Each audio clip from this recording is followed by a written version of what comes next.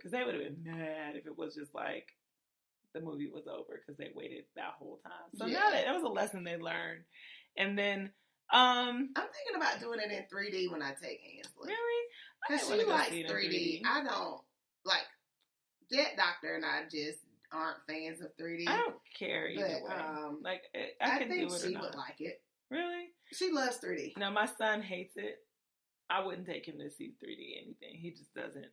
He does not. He takes them off. He doesn't like it. Missy might. Does he watch? When he takes them off, he watches the movie regular? I don't know. He just wasn't. I remember his first one. He didn't like it. He was like hollering and stuff. And then what was he?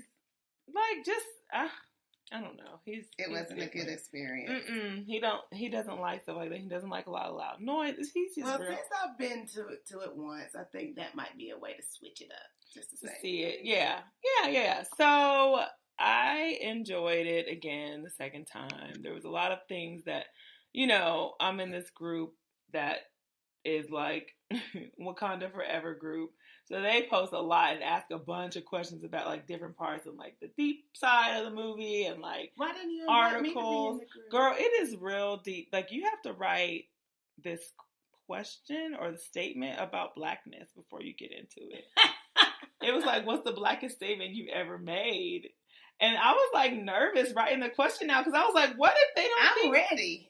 You know all my experiences. What if they don't think this is black enough? Like, I don't even know. So can I see the rubric on what black means? I don't know. I got in. So I was like, yeah, I did it. Your mom has already trained you. Oh, yeah. So I'll share with y'all what statement it is. But, I mean, it's pretty black. So. It wasn't like we don't die, we multiply.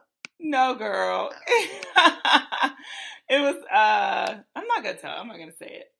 If you guys want to know. It? Type it on the doc so I can see it. I don't know. We'll talk about it at some point. Probably on this podcast at some point. But I ain't revealing all my blackness yet. I have to feel it out a little bit more. We just had this heartfelt moment.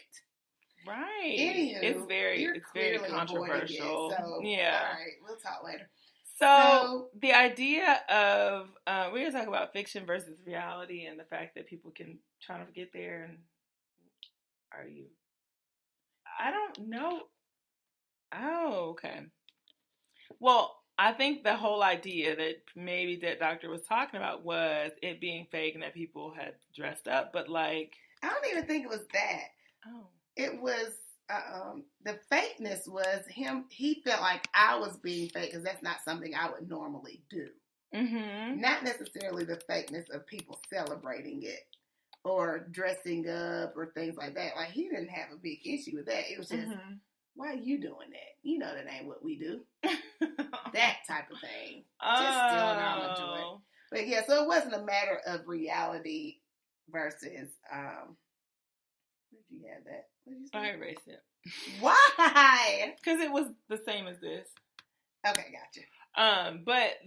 So the thing that I really enjoyed, and I had to share with my mother who's not on Facebook, is like, I grew up in a town where the name, and there's an article that someone just posted about the town I grew up in that was supposed to be named Nairobi. It's called East Palo Alto. And it's basically where all of like the strongest of the strong of black everything in the Bay Area moved to this city, and everyone lived there, and they spoke Swahili, and they all named their kids names like Sharifa and Jamila and Zakia, and wore dashikis all the time, which is kind of how I grew up. So it was kind of cool to see, and we call them the Elders of Nairobi, which is East Palo Alto. To see them all go to that movie was like, oh my gosh, like this is something that's really sweet and very like. And my parents were a little bit sad because they weren't out there, but I was able to show them pictures of like people who literally their faces have not changed, which I'm like, are they really in Wakanda? Do they have some sort of like, fountain of youth? Because these are people I grew up with when I was like a baby, like preschool teacher who looks exactly the same now. In the same dashiki that I've seen her wear my whole life. That's so cool. Going and watching this movie. And I'm like, wow, like these people, in my mind, like, we used to see them only during, like, holiday, like Kwanzaa or different things like that, but they were always in African clothes, which they probably didn't wear that to bed or anything like that. But to see them dressed up, it wasn't a big deal, but it was like, this is what we have always done, and it's cool to be able to go to a movie in your stuff and you understand, like, the struggle, I guess the American struggle that you've gone through. I'll show you the article. It's pretty cool. Like, it's full of people that I know their kids, like, we're all grown-ups now, and it's just kind of like this idea of what they thought they were going to create in that city. And the city now there's not very many African Americans there. It's mostly Hispanic. It was very gun-trodden. It was the murder capital of the world. But before that, it was this mecca of, like, all of these great ideas and Afrocentric things. That's so sad, though, because it makes you, I don't know, something. Yeah. It makes you feel like that was turned into the murder capital of the world on purpose. And that, that's of one course of the theories. One of the theories. Oakland too. So the idea that Oakland was in there, which is like, Oakland is a very, that was like a mecca of all of these things that, most of the people were from Oakland. That's where the Black Panthers were from.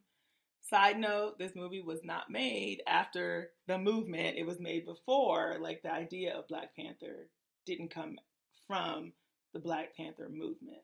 Got it. So everyone's thinking, like, this is, let me dress in all black and wear a beret, which that wasn't what this movie was about. Yeah, I definitely didn't make that connection. Yeah. I mean, I didn't. They were very separate in my mind. But I did see a lot of people trying to do that too. And that's fine too, because you can't, I mean, I think it was within some months, but it wasn't like, okay, now we have this Black Panther Wakanda, now we're making the Black Panther party. Like, it wasn't that connected. Mm-hmm. But there were I feel like there was a lot of undertones to African American struggle with the what is it, Michael B. Jordan, with his character. Don't be acting like you don't know his name. With his character, like, he made a lot of references, and that made sense. It did. I don't know if we want to go deeper with that, but, like, it was just, to me, I thought it was very much fulfilling to some of the people, like my parents or, like, their friends or, like, the elders of Nairobi, to be able to see people all around the world, African Americans of all type of America, South America, islands, doing and being African and paying homage to a place where they came from. Because a lot of people try to deny that, and they act like, I ain't no African, but, like, how did you get here? I don't understand. That's so true. So to make that connection was just kind of cool, because some people have lived their whole lives trying to prove to other people, look, this is where your roots are. And then so do you think people are going to be like, don't call me black, call me African American? Girl, I don't know. African American. We need to talk about this. Amara the Diva, speaking of the girl from Love and Hip Hop Miami. Yeah, I'm going to call, what's her name, to come and talk to Zakiya, to come and talk about the Afro-Latino struggle. Right.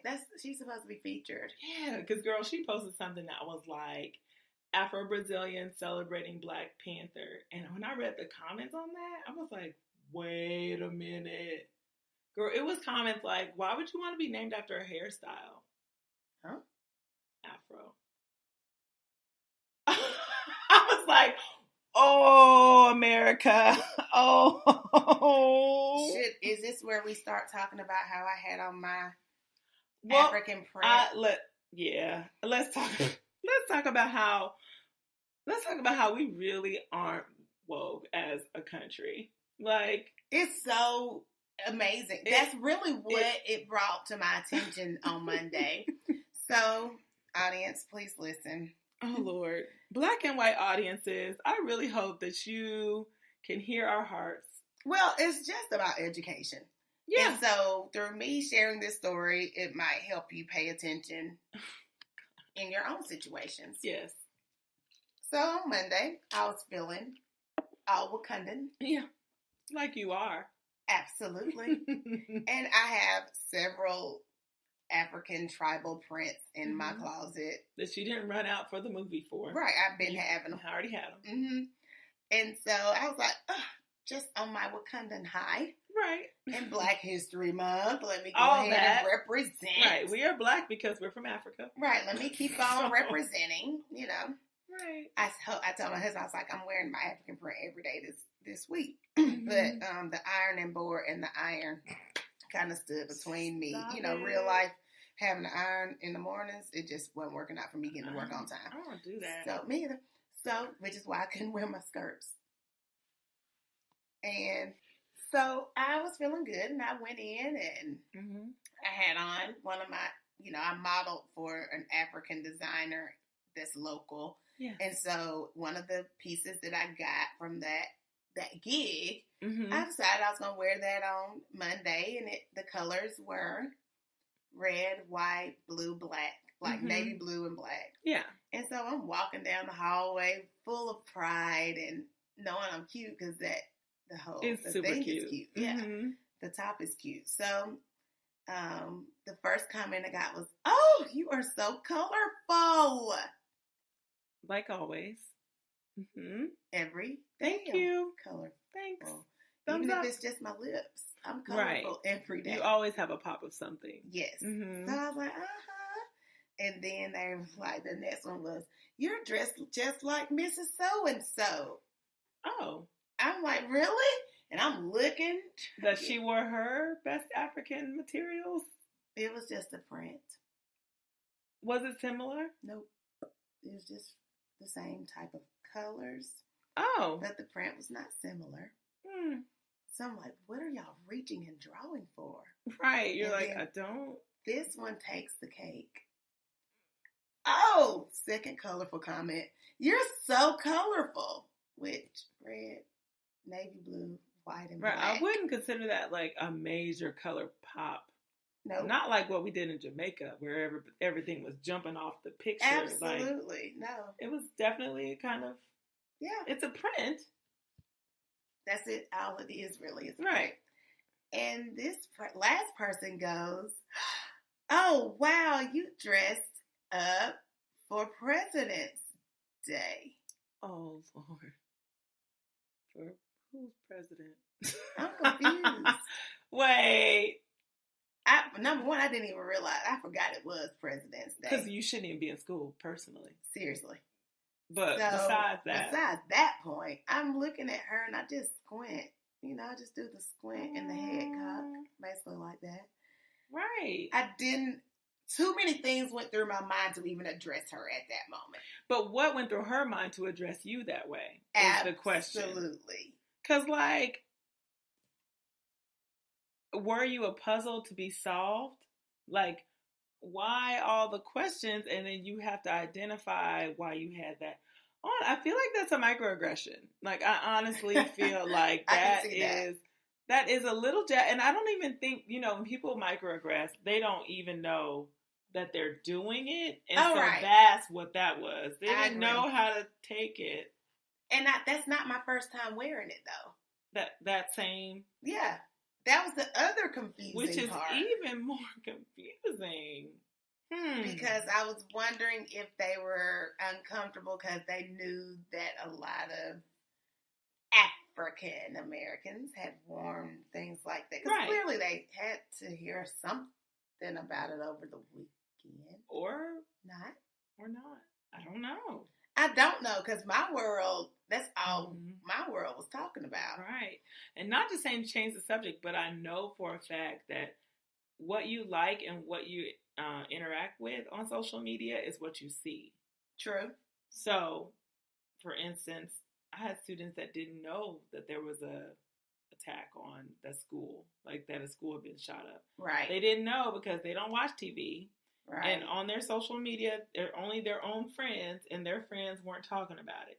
Right. That's true. So maybe, perhaps, they were looking for Peter Cottontail or whatever other movie came out this weekend. Maybe I don't even know. I thought Black Panther was the only movie in the theater, to be honest with you. I think it would be really hard for a grown-up adult to have missed it. Well, unless they just said, "I'm tired of this, I'm turning it off." And I'm telling you what, I think what really tricked me was the fact that the theater was half and half when I went. Right. So I and was there like, was this isn't plenty of white people in the theater when I went in Douglasville also. I was like, this isn't a secret. So this isn't like some movement, underground movement. So that was very,